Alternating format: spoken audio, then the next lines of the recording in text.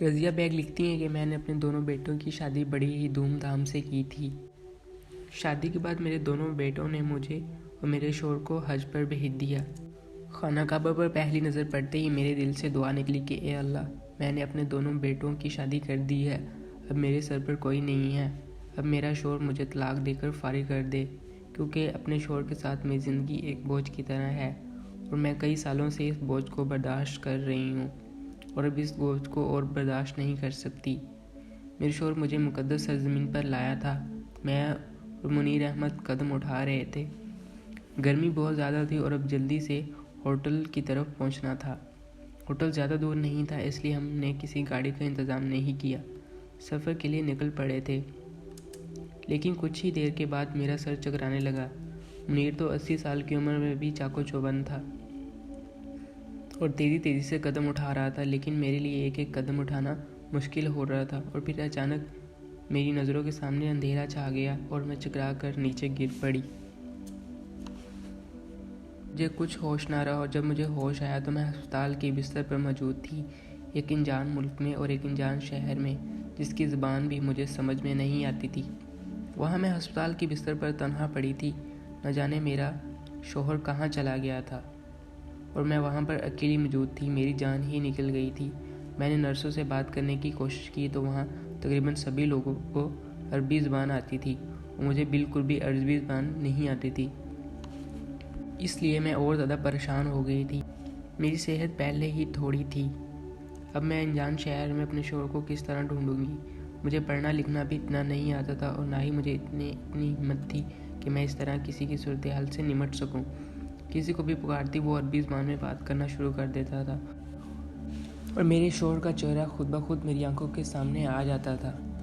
میں یہاں پر ایسے پڑی تھی جیسے میرے بدن میں کوئی خون ہی نہ ہو اور میں کانپ رہی تھی اور ایسے لگ رہا تھا جیسے میری جان نکل ہی رہی ہے۔ میں سچے دل سے خدا کو پکارنے لگی کہ اے خدا، میرے لیے آسانی پیدا کر دے اور میرے شوہر کو میرے پاس پہنچا دے۔ اس انجان ہسپتال میں میں کہاں جاؤں گی؟ اس حج کے لیے میں بہت ہی زیادہ خوش تھی، میری زندگی میں کچھ تو اچھا ہونے جا رہا تھا، لیکن مجھے معلوم نہیں تھا کہ یہاں بھی آزمائش میری منتظر ہے۔ نہ جانے مجھ سے ایسا کون سا گناہ ہوا کہ میری زندگی کا موڑ ہی بدل گیا۔ ہر موڑ پہ میرے لیے ایک بڑی آزمائش کھڑی ہوتی تھی، لیکن یہاں آ کر بھی ایک آزمائش مجھ پر آ پڑی ہے۔ میرے شوہر منیر کا کوئی اتا پتہ نہیں ہے اور میں بے یار و مددگار رہ گئی ہوں۔ یا اللہ، مجھے شوہر سے ملوا دے، مجھ پر رحم کر، میں بہت ٹوٹی ہوئی ہوں، مجھ پر مزید آزمائشیں نہ ڈالنا۔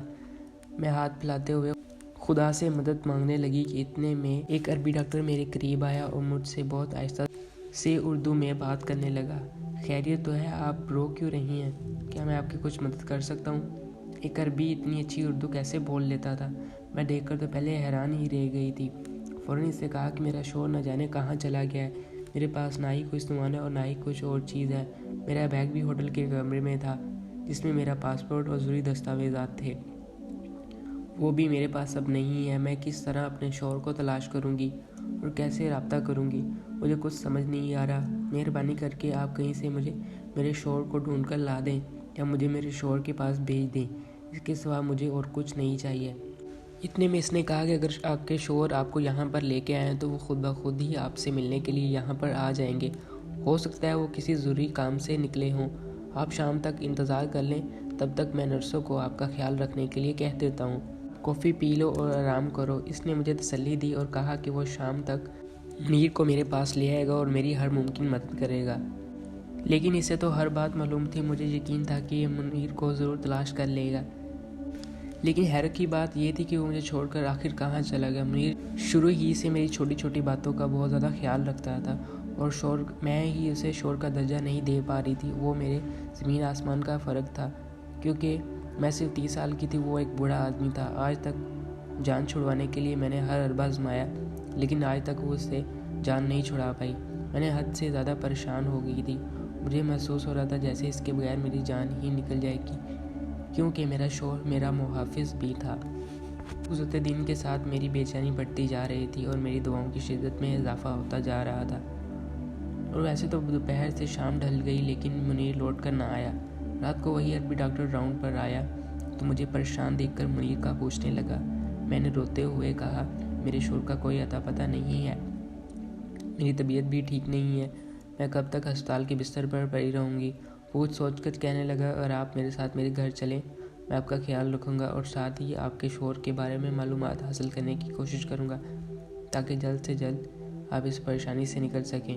میں بغیر کسی بھروسے کے کسی گھر کیسے جا سکتی تھی، لیکن میرے پاس کوئی اور چارہ بھی تو نہیں تھا، اور مجھے اپنے ہوٹل کا نام بھی معلوم نہیں تھا۔ اگر وہ یاد آتا تو ڈاکٹر مجھے کسی نہ کسی طرح اس ہوٹل تک پہنچا ہی دیتا۔ اس کے بعد ڈاکٹر نے ہسپتال کے عملے سے کہا، اگر اس کا شوہر یہاں پر آئے تو آپ لوگ مجھ سے رابطہ کریے گا۔ اس کے بعد وہ ڈاکٹر مجھے اپنے گھر لے گیا اور ایک خوبصورت سا کمرہ کھول کر کہا کہ یہاں آپ سکون سے رہیں۔ آپ کو کل تک میں جس شخص سے جان چھڑوانے کی دعائیں مانگ کرتی تھی اور جس سے ملنے کی دعا مانگ رہی تھی، قسمت بھی عجیب چیز ہے، مجھے کہاں سے کہاں پہنچا دیا تھا، اور آگے جو میرے ساتھ ہونے والا تھا وہ میری توقعات سے بالکل برعکس تھا۔ میں 22 سال کی تھی جب میری ماں کا انتقال ہو گیا تھا۔ ماں کے مرنے کے بعد میری پھوپھو نے میرا جینا مشکل کر دیا تھا۔ دراصل ان کا بیٹا مجھ سے پسند کرتا تھا اور وہ مجھ سے جان چھڑوانا چاہتی تھی۔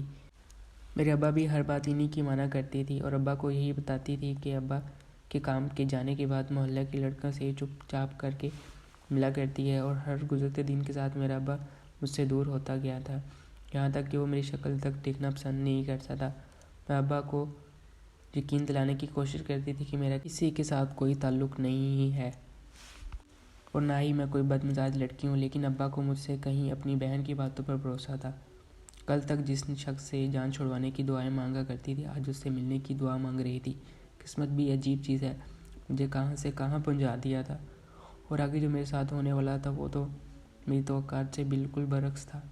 22 سال کی تھی جب میری ماں کا انتقال ہو گیا۔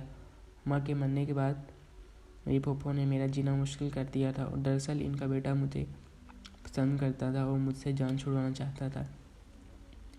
اس لیے انہوں نے ہمیشہ میرے کردار پر انگلی اٹھائی اور ابا کو یہی بتاتی تھی کہ ابا کے کام کے جانے کے بعد محلہ کی لڑکوں سے چپ چاپ کر کے ملا کرتی ہے۔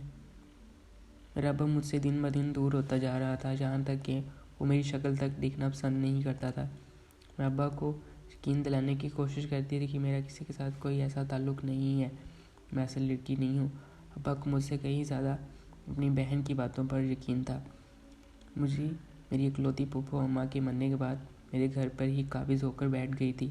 وہ چاہتی تھی کہ وہ کسی بھی طرح مجھ سے جان چھڑوا لے تاکہ ان کے بیٹے کی زندگی بھی بچ جائے، ابا کی جائیداد بھی ان کے حصے میں آ جائے۔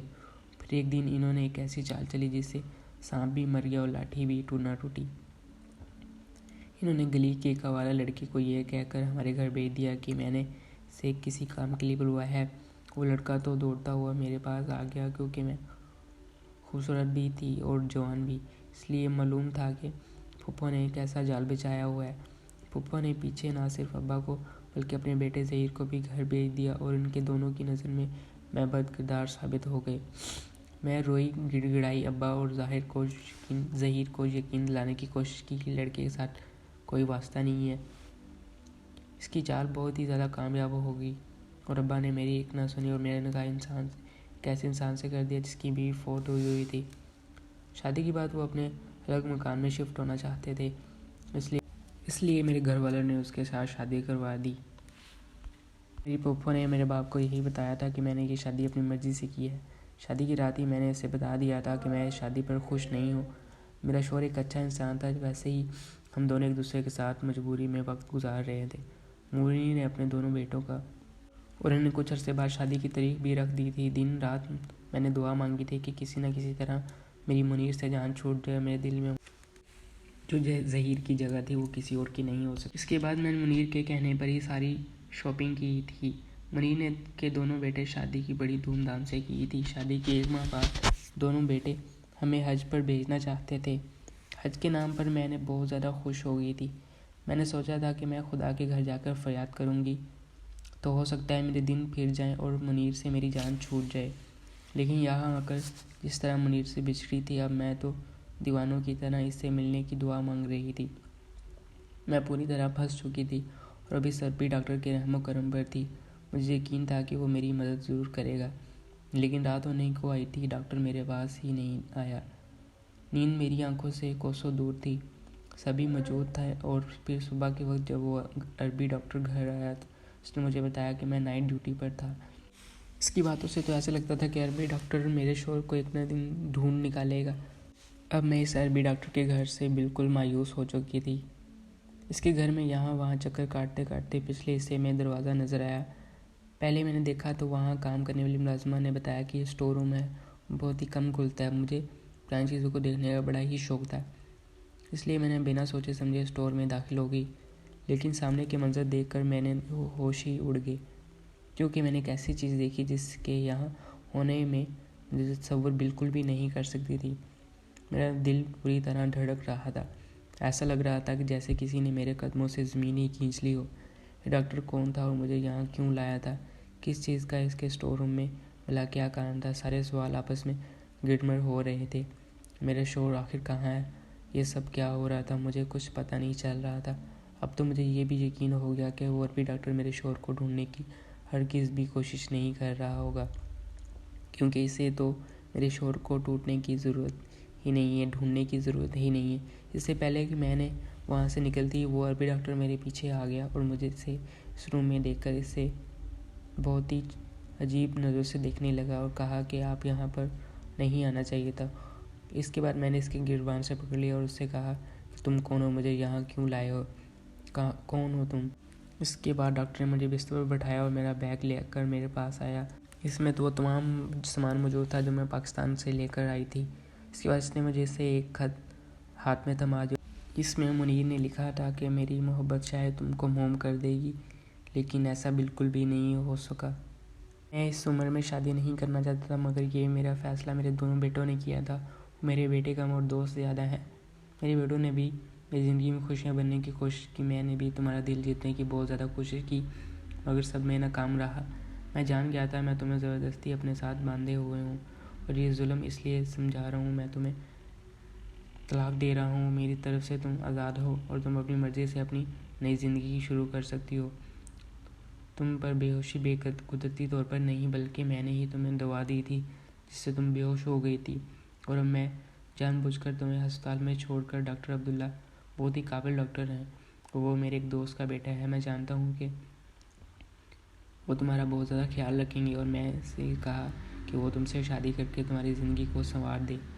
تم نے میرے ساتھ بہت عرصہ بغیر گناہوں کے لیکن گزارا ہے، لیکن تمہیں بہت ہی خوشیاں زندگی پر ملنا چاہیے، کیونکہ تم اس کی حقدار صحیح ہو۔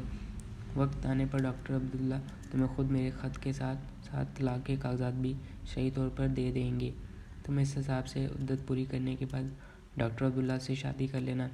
وہ 30 سال کا ایک جوان مرد ہے، وہ بھی تم سے شادی کرنے کے لیے راضی ہے۔ اس لیے یہ سب کچھ ہوا ہے کہ اس کے پاس نہ ہی پیسے کی کمی ہے اور نہ ہی اس کے پاس کسی اور چیز کی کمی ہے، اور نہ ہی اس کے میں کوئی برائی ہے۔ البتہ اب کافی عرصہ اس کے ماں باپ کافی عرصہ پہلے انتقال کر گئے تھے۔ تم اپنی محبت سے اس کی زندگی میں رنگ بھر دینا، تمہارے ذریعے اپنی کمیوں کو پورا کر دے گا، اپنی زندگی خوش طریقے سے گزارنا۔ اب میں برتن واپس لوٹ جاؤں گا، اور دعا ہے کہ تم ہمیشہ خوش رہو۔ اس کے بعد منیر نے کہا میں اپنا ٹوٹ چکا ہوں، ڈاکٹر عبداللہ نے میرے کہنے پر ہی ایسا کیا ہے، اور یہ اب میں نے تمہیں حوالے کر دیا ہے۔ پل بھر میں مجھے جس میں ساری دعائیں قبول ہو گئی تھیں، میں نے بیت اللہ میں جو دعائیں مانگی تھی وہ میرے رب نے تمام دعائیں سن لی تھی۔ پتہ نہیں مجھے پر ایسا کیوں لگ رہا تھا کہ میں جیت کر بھی ہار گئی ہوں۔ روشنی اسٹوری۔